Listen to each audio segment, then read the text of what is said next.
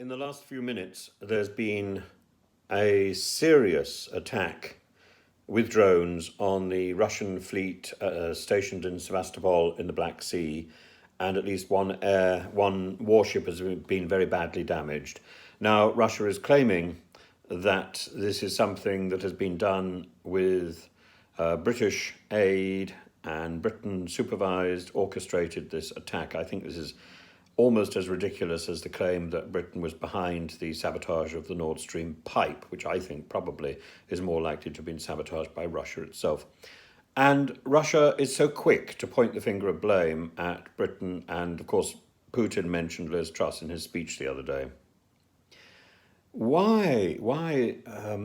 First of all, we know that Russia's blame game starts the moment something occurs, and before there's even any possibility of establishing any evidence, collecting any evidence, and therefore establishing any clear blame, any credible blame.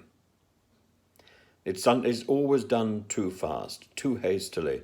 Now, why should Russia be so keen to establish that Britain or America or some other European power is behind Ukraine's attack? Well, because it's in Russia's propaganda plan that Ukraine is diminished. In Russians' propaganda, Ukraine is incapable of doing anything. So Ukraine has to have help from elsewhere.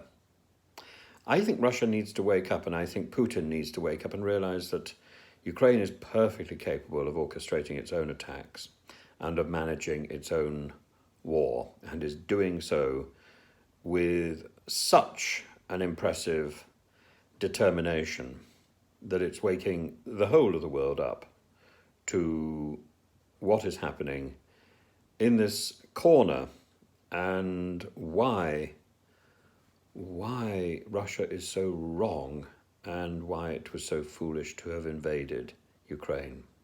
Ukraine is fighting back because it has to, because it is determined to reclaim its own territory, because it has been badly wounded and badly hurt by a neighbour on whom it should have been able to rely.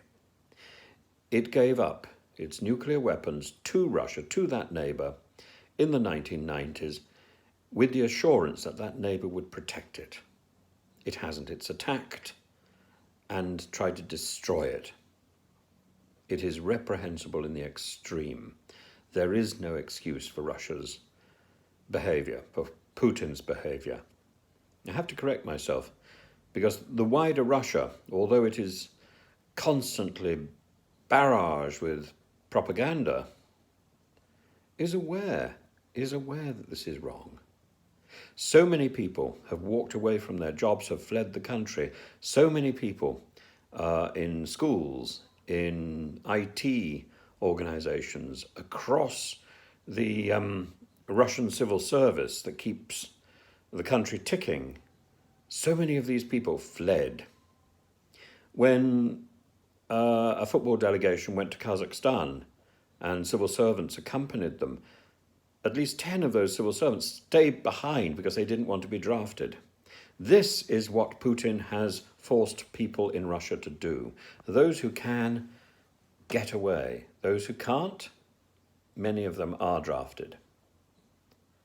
And gradually, the people will realize that this is a hopeless and useless war. For what? For what? Now Putin is again changing the terms. Initially it was one thing, now it's another. The latest idea is that the war is a moral crusade against gay people. Outrageous. Outrageous. I point Mr. Putin, as ever, to William Shakespeare and Hamlet, and to Gertrude's line, "The lady doth protest too much, methinks."